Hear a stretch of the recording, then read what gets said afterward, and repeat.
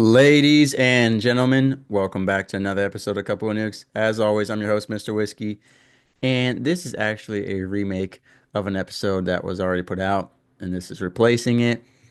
On Mother's Day, I had recorded this episode to support and help provide support and resources to expecting mothers and their loved ones, specifically expecting mothers who were maybe contemplating an abortion because of a lack of support in some of the different areas we're going to talk about today.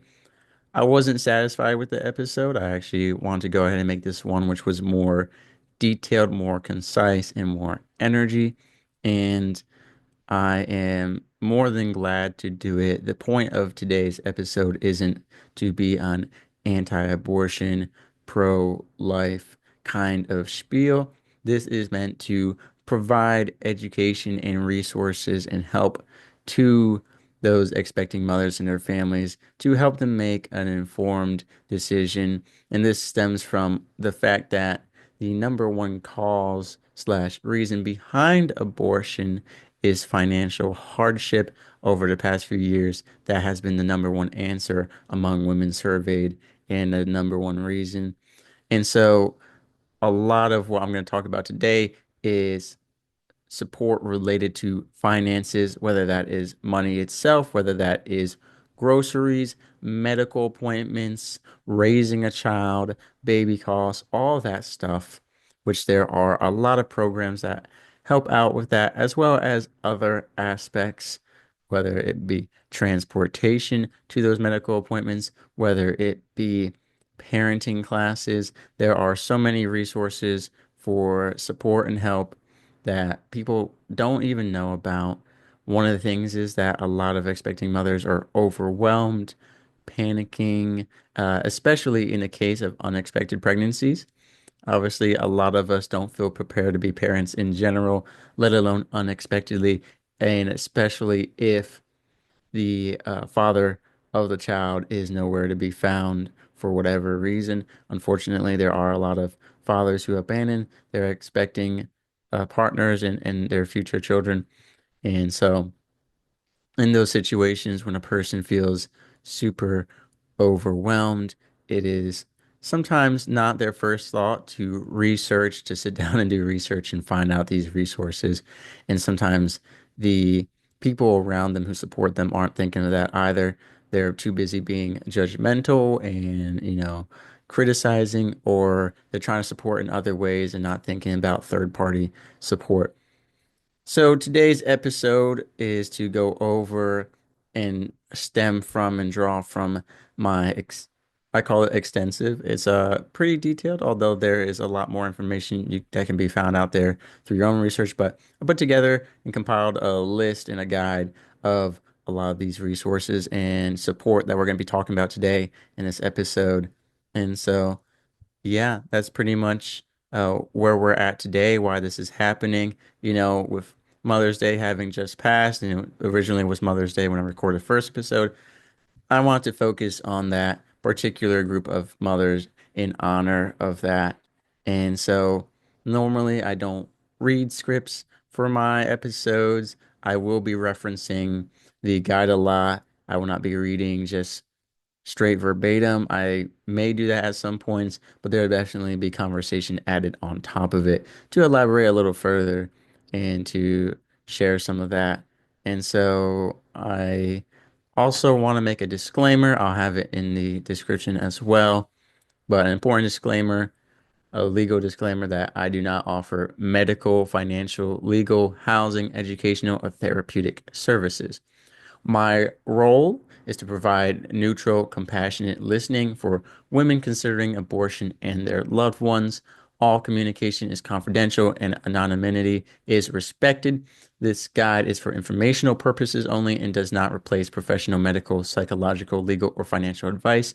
And that goes for this episode as well. Messages are not monitored by licensed providers. Do not share medical records or submit emergency concerns. For urgent needs, please contact a licensed professional or emergency service. And a lot of that is referencing what I have labeled as the couple of nukes communication line in that guide. And we're going to discuss it right now. which is in addition to the guide and the organizations included, I wanted it to be possible for y'all to reach me, whether you are an expecting mother or a family member or concerned loved one who wanted more information or to speak with me for whatever reason. And while a variety of contact methods can be found on my website, on my social medias, and in the descriptions for my episodes, I've laid out in the abortion alternatives resources and support guide a specific format that I'd like to be followed, which is emailing me couple of nukes at gmail.com. That's OF Oscar Foxtrot, couple of nukes at gmail.com. And that subject line, please label that subject line abortion alternatives help. That will allow me to recognize it as a priority email and to respond faster. If you're worried about the spam folder, I do check that frequently, at least once a day, sometimes more, just in case it does end up there.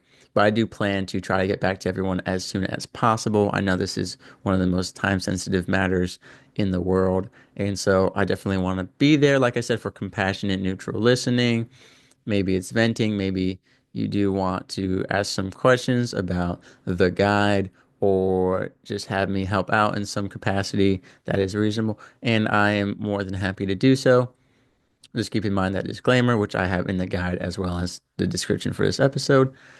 And I encourage the email because going to one of my social medias, especially my Instagram, while I am on that more frequently than any other platform, the request inbox is much more filled and frequently being contacted than my spam folder on my email, which I check more thoroughly and daily. That Instagram request, because of the nature of the request, typically never being someone who actually needs me, I seldom go through it. I do occasionally, but I highly encourage using that email just because it will help me reach you and respond to you faster. That being said, we're going to cover a variety of subjects today, and I'll just do a brief overview. Parenting with support, adoption, temporary guardianship slash kinship care, safe haven laws, maternity housing programs, financial support programs, and then lastly, emotional and spiritual support. And so all of those are extremely important. And like I said, we're going to get into some of the reality behind all of this. And yeah. So the first is parenting with support. And part of the reason that I'm making this episode is that a lot of people get very black and white about abortion and they see it as either you terminate the child or you keep the child, do everything by yourself, raise it right, or in some cases you abandon the child either legally or illegally. So the overview for parenting with support is that's just the idea of raising a child, but relying on support, in some cases quite heavily. This includes the community, family, and organizations that provide financial, educational, and emotional support. And I want this section in particular to be more geared towards the people supporting the expecting mother, right? This is still important to hear as the expecting mother to set boundaries and maintain good self-care. And what I'm going to be talking about is so obviously, with the help of your community, family, and other organizations, and not just family being that those blood relatives, but you know, your future or potential or current in-laws, or at least the father's family members and their other loved ones, but also, your friends, your coworkers, whoever is concerned and involved in your life. And this is definitely a moment where you find out how much certain people care and how real some of your friendships are, unfortunately. But, you know, maybe they can help you with housing and food assistance, with prenatal and postnatal care, with parenting classes is one of those help of a community organization that's just, those parenting classes, there are paid ones out there. I'm sure there are free ones out there, one specifically for expecting mothers, that you can use to help maybe calm some fear of parenting, to get some reassurance and confidence in your abilities to be a parent if part of your reason for wanting to get an abortion is feeling like you're not ready to have a kid yet, which, as discussed prior, there's seldom a time where, we feel truly ready. But if you can take parenting classes and do research and get information as much as you can to feel as prepared as you can, obviously there's a lot you have to learn along the way and more stuff that is natural and not as textbook based. But if you can get parenting classes, whether for free or paid, that can help you out. And I also recommend YouTube and podcasts. There are a lot of podcasts dedicated just to parenting. I've listened to a lot of them, and they're usually a great time, especially when it's a couple moms, talking about some of the quote, the lovely joys of parenting.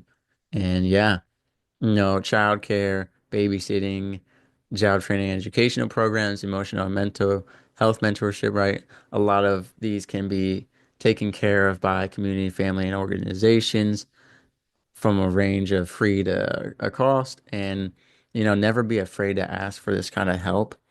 One of the things we're about to talk about is the importance of support because whether it's a welcome pregnancy or unexpected and terrifying, the presence or absence of support can be a deciding factor in a woman's emotional stability, decision-making process, and overall well-being, right? So this includes a lot of shame and guilt and accusations from perhaps a religious organization, perhaps your parents, perhaps other people who are involved in the pregnancy, especially in the case that it's unexpected. You know, there's a lot of judgment and shame and isolation that gets put onto the expecting mother who already feels isolated, like no one relates to the situation, and they feel cornered and alone, and sometimes think that if they just get an abortion and get rid of the child, they can go back to the life they had, and all their friends will leave them alone, and their family will leave them alone, and their parents will be proud. And by no means, if you're an expecting mother, should you be putting their feelings first. I believe that when you become a parent, and that starts at conception, when that child is created and you are pregnant, both you and the father, that child should become your priority. You know, I truly believe over any friend or coworker, right? That child's life should be more valuable than fragile human feelings like someone else's pride in you or someone else's shame toward you. I know it's not easy to do, especially when a child isn't there and you don't feel like there's a benefit to having that child when you're dealing with all these negative emotions being thrust at you. But it's definitely important to remember that that child is more important than those emotions and that people can, get over themselves, so to speak. And it's important to know that if you are one of those outside people, whether family, friend, coworker, what have you, it's important to not be putting so much guilt and shame into an expecting mother.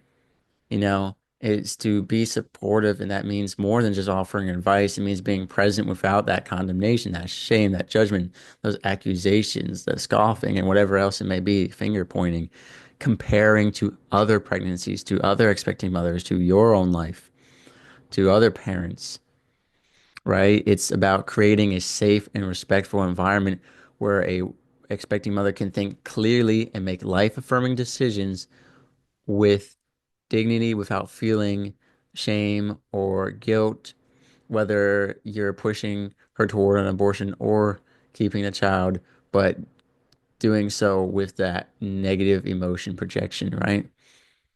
And so it's important whether you're trying to help mentor, whether you're helping out with some of the more tangible stuff like finances and housing, or if you're just there as an emotional presence, it's super important that you are being a part of that support system, which can really help reduce that panic, that fear, and sense of helplessness that many pregnant women face, especially the isolation, and especially when the expecting mother has been abandoned by the child's father.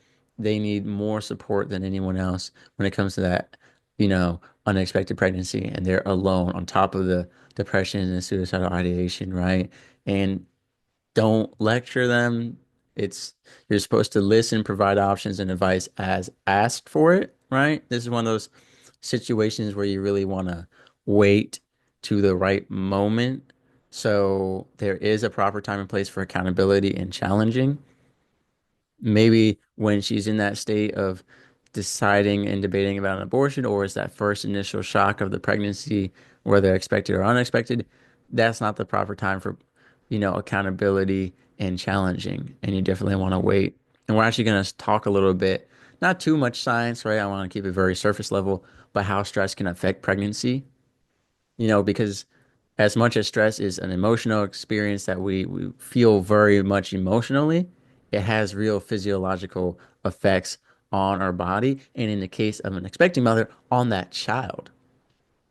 And when a woman experiences chronic or extreme stress during pregnancy, her body releases high levels of cortisol, and that's a stress hormone that can cross the placenta and affect fetal development, right? So that's affecting the child, and the woman's health will be affected, right? And just some examples, preterm birth, right? So elevated maternal stress has been linked to a higher risk of preterm labor, and that can lead to complications like underdeveloped lungs and lower birth weight, not having the proper time to develop fully inside of the woman.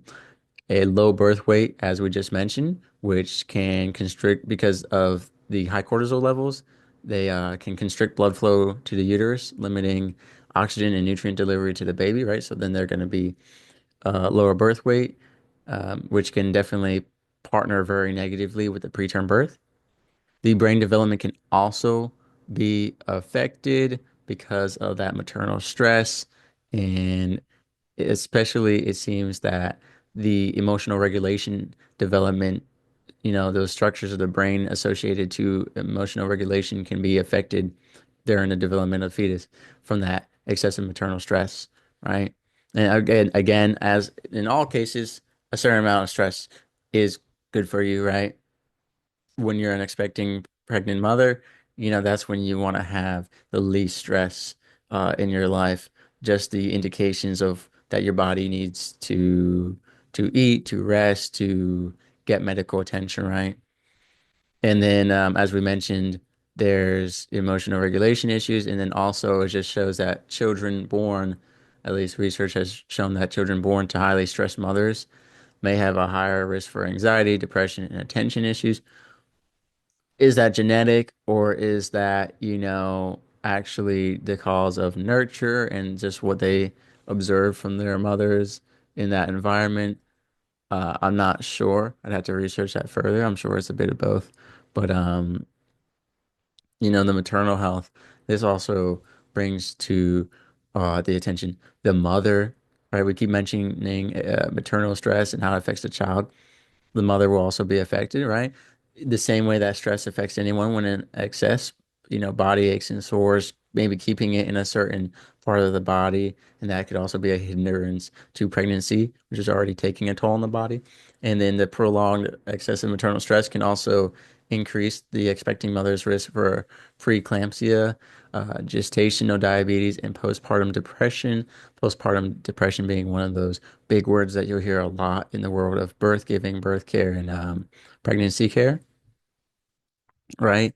On the opposite end, the body of the mother can produce protective hormones like oxytocin, and which will help regulate blood pressure, reduce anxiety, and stabilize her mood if the pregnant woman has those lower stress levels, if she's feeling safe, supported, and emotionally grounded, right? And that's on us to quite a large degree, whether you're her family, friends, coworkers, whatever it may be, right? That peaceful environment is a medical and emotional necessity as much as it is a benefit to just have. It allows for more rational decision making and more long-term planning, right? The more stress comes down on us, the shorter term our, foresight will get because we just want to get out of that stressful situation sooner. And so, like I said, pregnant women deal with a lot of isolation, depression, and suicidal ideation, especially higher in the cases of unexpected pregnancies and teen pregnancies, and those pregnancies where the father is not present. So, in those cases, especially as outside supporters, we need to minimize those negative risks and maximize that positive support, while again balancing reality and accountability and challenging, but in a respectful and appropriate manner, right time, right place. Alrighty, now let's say you, for whatever particular reason, do not want to keep the child, but you are leaning towards not getting an abortion, you're not sure what to do, well, the number one option that people go to, the number one option is adoption. And, that's placing a child in an adopted family, in some cases, a vetted family, which we'll get into. There are actually multiple forms of adoption, which I actually learned that researching all this. I thought it was just like the same old system, but there are different comfort levels associated with different forms of adoption based on what you want to do. And you have to check with your state and different organizations to see how some things vary because, again, adoption is going to vary place to place, state to state, and organization to organization. You do have to keep in mind that with today's science, it is possible that closed adoption may not be entirely possible. And we're going to get into what that is. But we're going to start with the main form of adoption, the main two forms, really, which is actually all three are pretty main, right? So, open adoption, that's the first one we're going to discuss. That's where you have direct communication with the child and the family. Uh, I haven't really seen that, but sometimes it happens. I've never seen it kind of where like the parent purposely keeps up with the child initially. Sometimes I've seen it more cases where the child came after the parent and found them later on, and then that relationship formed. But you have the option of open adoption where the child can contact you, you leave your information, or maybe you want to contact a child and see how they're doing, right? And maybe that doesn't mean being an active part of their life. Maybe it just means watching from the outside and talking with the new parents or the child from afar. If you want something kind of in between that isn't complete no contact, but is mediated updates through the agency, then that would be the semi-open option. Or you have the closed option, which is no identifying contact. Again, genetic tracing, modern day science, that's not necessarily 100% the case now. I'm not sure if there is legal paperwork that goes into it where the child is not allowed to contact you. Technically, maybe I'm no lawyer, I'm no police officer. Maybe you can get paperwork filled out, like kind of like a restraining order or a no contact order form filled out so that when the child goes into adoption, they are not allowed to reach out to you or they will get legally, penalized. I'm not sure. Um, but if that's what you want to choose, there is that closed option, which is the no identifying contact. Research how that will work if there's any accountability held to upkeeping that. Now, the benefits, like we said earlier, and by we, I mean me, in some cases, based on state and organization, you can choose the adoption family from a list. I know some of the websites I looked at, you actually click through the different couples or families, and you can, I'm sure you can meet with any of them, all of them, maybe more than once to make a decision. I'm not sure. I haven't been through the process, but that is an option available, which is choosing that adopted family. In a lot of cases, medical and legal expenses are covered, which is something you won't have to worry about depending on, again, state and organization. And a lot of times they offer emotional counseling, again, depending. And a lot of the stuff we're going to talk about today is depending. Now, a good option if you don't want to give the child away for adoption, but you do want to raise a child, however, you just don't have the time right now. That's kind of the situation we're going to talk about with temporary guardianship slash kinship care. And that's having temporary care from relatives or trusted guardians while the birth parents stabilize their situation. And if you're an outside supporter of an unexpected mother and capable of providing temporary guardianship, definitely communicate with them that you can do that. A lot of times people feel very burdensome to one another and they don't want to ask for help and they especially don't want to ask you to help raise their child. That's a lot of responsibility, especially when you have your own life going on. But I highly encourage everyone to put forward that they are available, right? So if you're an outside supporter, make sure you're willing to do this. Say, hey, XYZ, I am willing to watch the child for the first 3 months or the first 18 months or whatever it may be, right?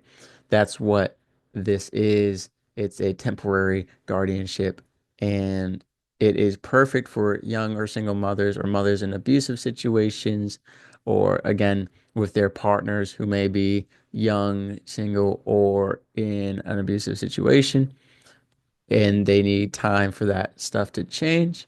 Uh, or for mothers or their partners facing major transitions from school to finances to career relocation or rehab in some cases. And again, that finances being the most important one. Maybe they just don't have the financial means to help raise a kid right now. And so they want temporary guardianship taken over. Or maybe they don't have a financial situation where they have a home or a crib and they need someone else to watch the child until they get their own place. I know that it's a big responsibility, but I know if someone I knew, or maybe even someone I don't know, was getting an abortion because they said we don't have a temporary guardian, I would be more than glad to watch the child for a said time. Again, these can range in how long you're watching the child. And one of the things that is very important to note is that there are legal and non-legal forms of doing this. By non-legal, I don't mean illegal. I mean non-legal in the sense that it is not court tracked through a family court. It's an informally agreed upon, between the parties, verbally or otherwise stated, right? So, for example, you might do an informal agreement, verbally with your parents, and you're going to make an arrangement where they raise the kid for the first 3 months or 5 months. Or you might say, hey, we're going to family court and you're gonna agree to watch the children or the child from this date to this date. And this way, because it's in family court, I can hold you accountable to not doing that. Again, I think this is a great option compared to the termination of human life, is passing over that temporary guardianship. One thing you want to keep in mind is that bonding experience between that child and whoever is watching them, whether it's one person or more. And more importantly, the people who are watching your child, you have to consider the alignment of their values of safety and transparency.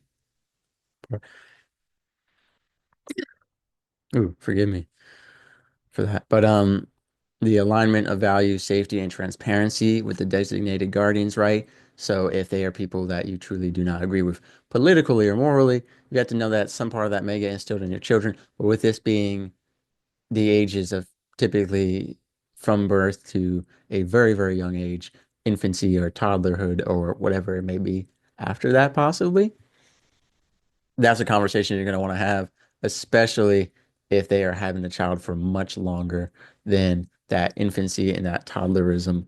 And that includes, the values and morality and all of that and safety in concern to how they just view an infant and a toddler, how they believe in keeping the house safe for that. Maybe they really don't care about infant proofing the house. Maybe they really don't care if the dog is loose with the infant and they have an aggressive dog, right? You have to really make sure that these are people you trust with your child, right? And definitely have some conversations.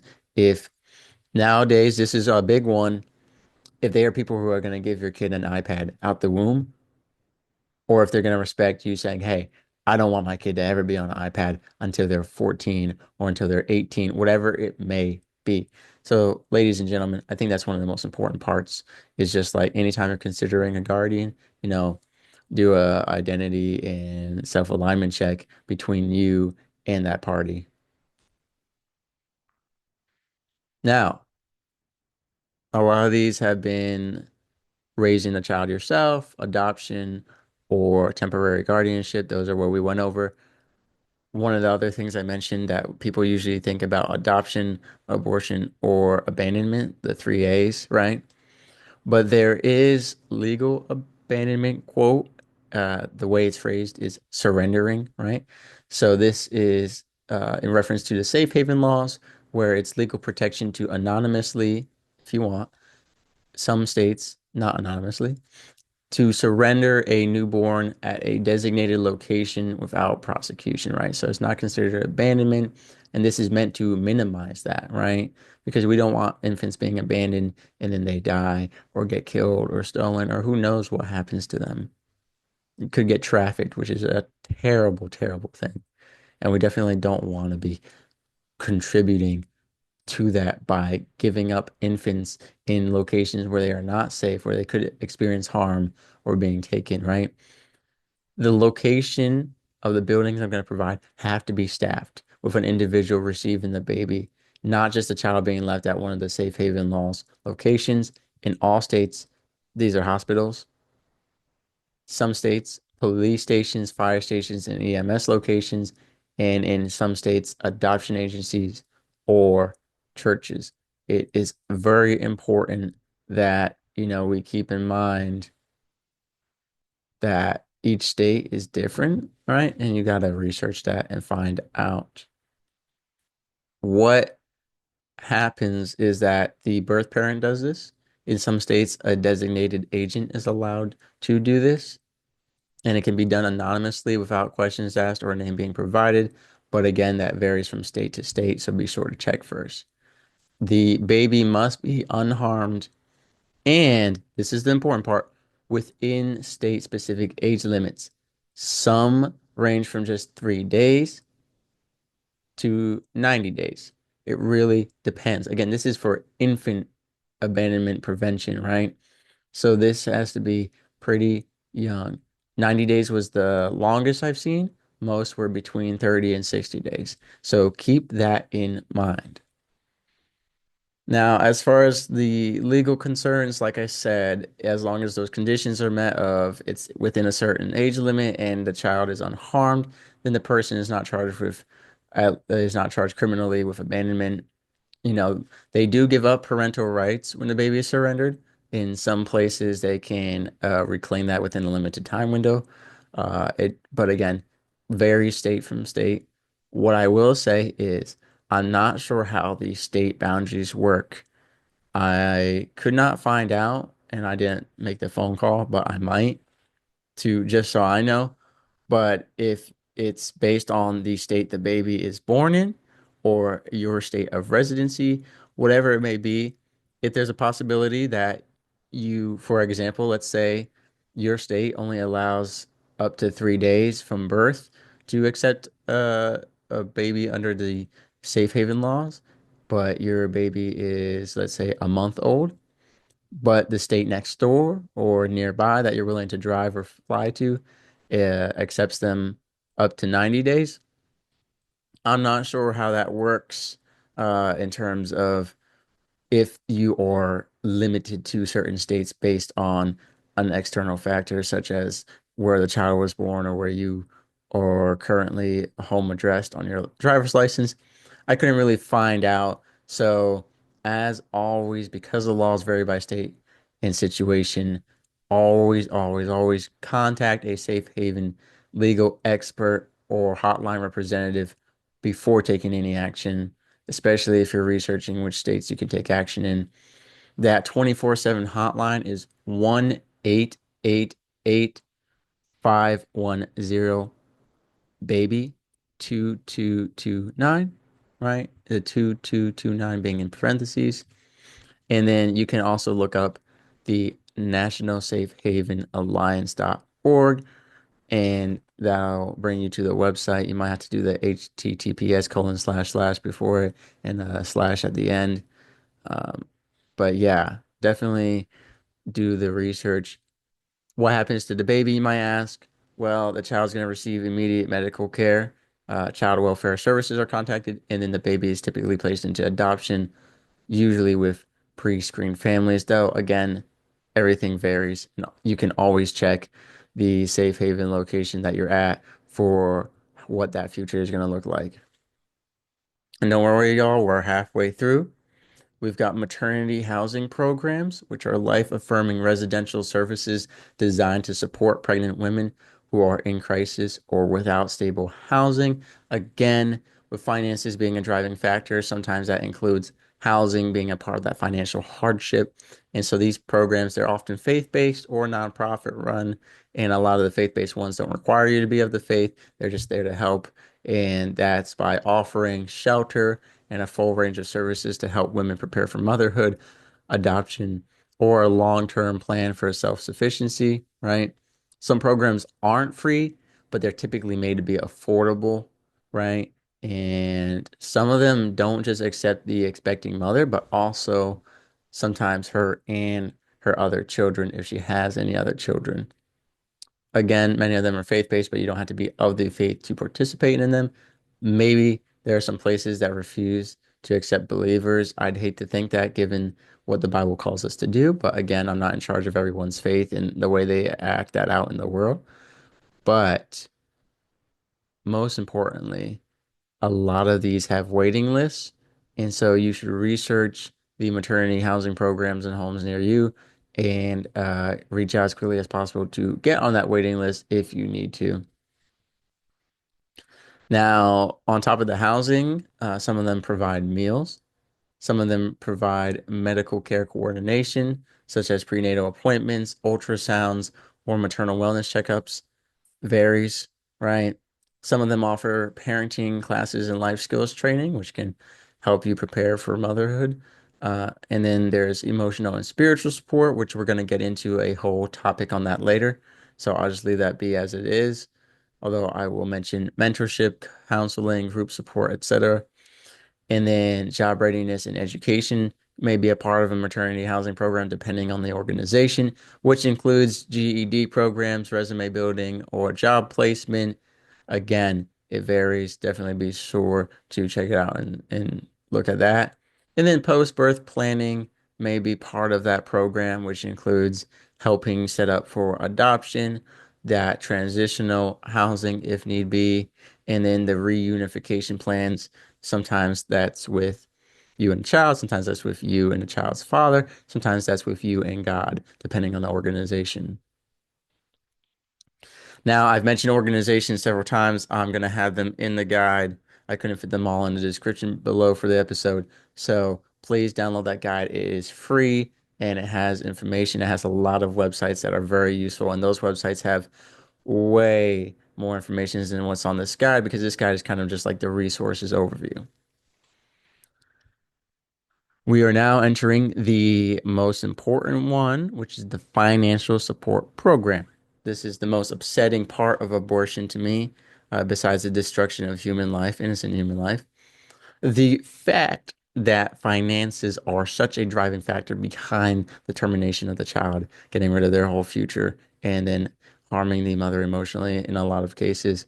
The fact that it's a financial hardship that is causing this when we have so much money sent by the government to other countries within our own country to certain programs or to unuseful efforts and projects to know how many millions and billions are circulating through the US on respectfully stupid things.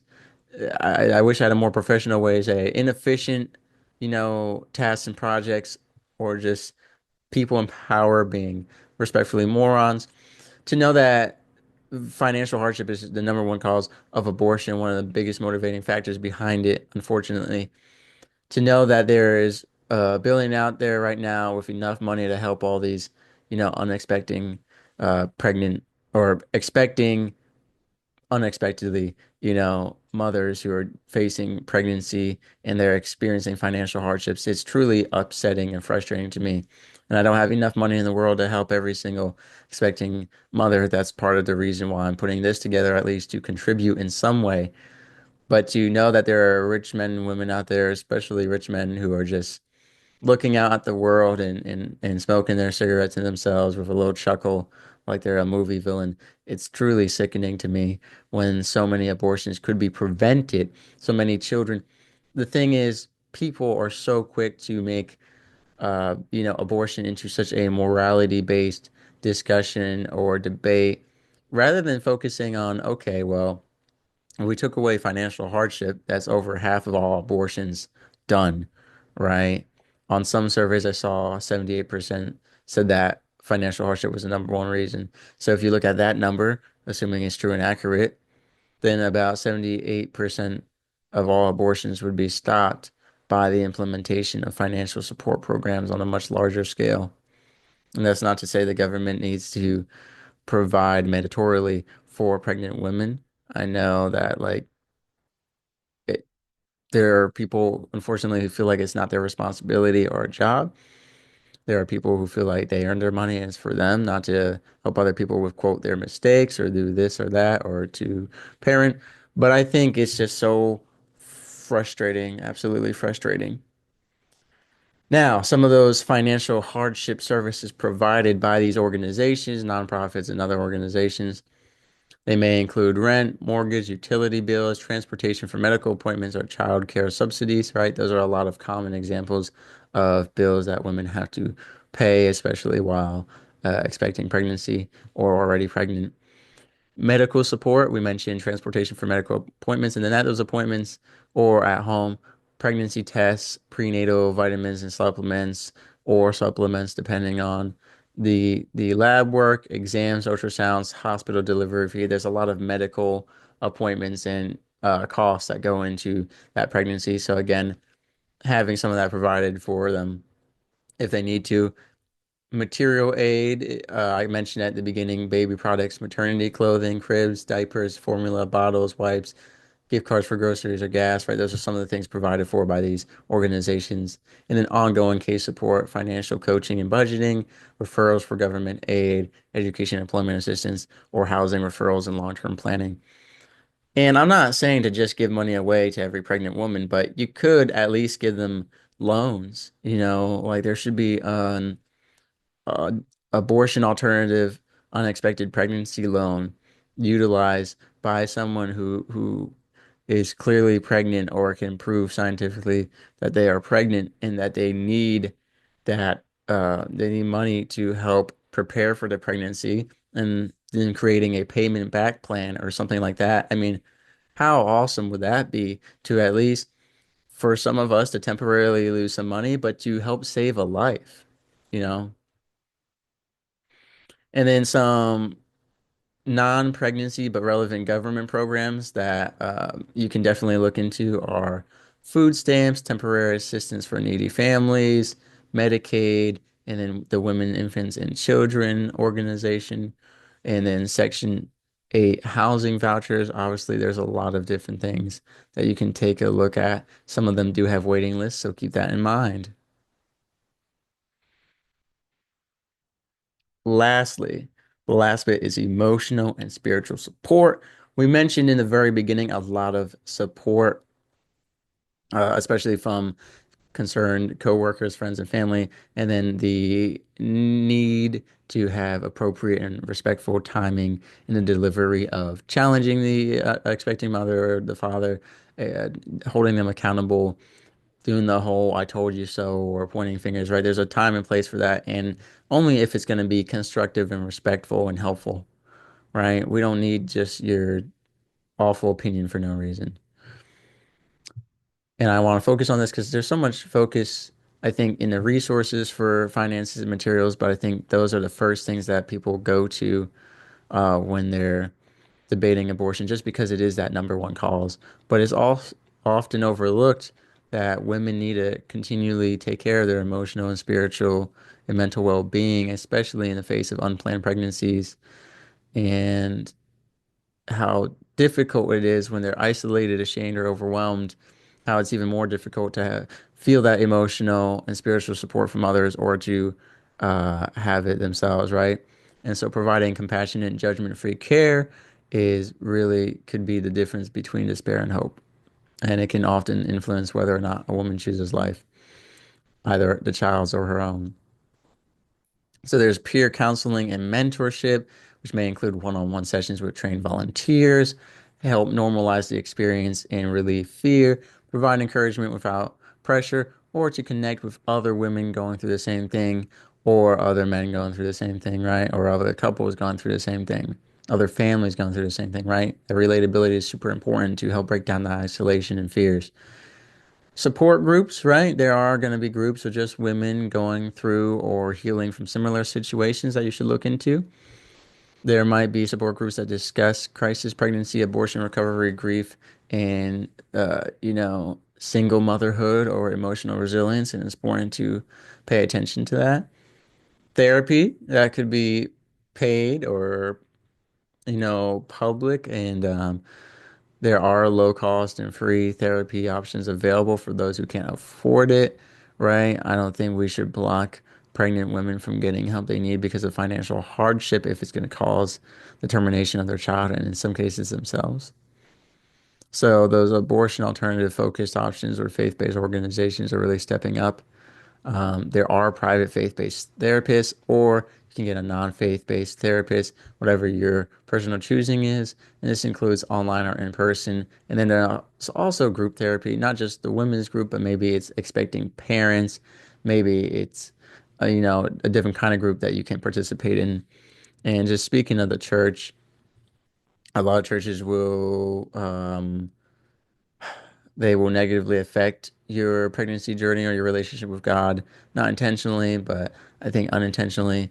But there are going to be spiritual mentors and pastoral counselors available for you, hopefully, that you can talk to about all of that, to make sense of your situation from a faith-based perspective, to understand God more, to understand Jesus Christ more, to know the Bible more, to pray more. And this can help you reconnect with divine purpose and identity, right? Receive forgiveness and emotional healing, and also to give forgiveness towards some of those people who unfortunately are making you feel worse. As Job said, what miserable comforters are you all? We definitely don't want that when we're expecting mother. And then it'll also just help you to be strengthened, to have courage and peace and dignity through, again, that relationship with God, through prayer, scripture, and then experiences with the faith community, whether that's inside the church or outside. And again, there's a lot of organizations for that, for both the faith-based organizations and then the non-faith-based, the private therapists and stuff like that. So, ladies and gentlemen, I hope you found that guide super helpful. I think it's important that you know, women, especially young women and expecting mothers who are too caught up to read about these resources or to search all these resources, that this guide, which puts them all in one place, is much more effective for all of y'all to help save, lives, to stop the termination of children, especially unnecessarily, especially for financial hardship. Hope that these programs are useful to you. If you're not an expecting mother, but you are a supporting loved one or a concerned loved one, if not both, definitely, pass these on to her or to the partner, to the father, you know, and talk about it. Maybe something I said sparked interest in you to create a charity organization or to ask certain questions of the expecting mother, and that's great. I highly encourage people to reach out to me.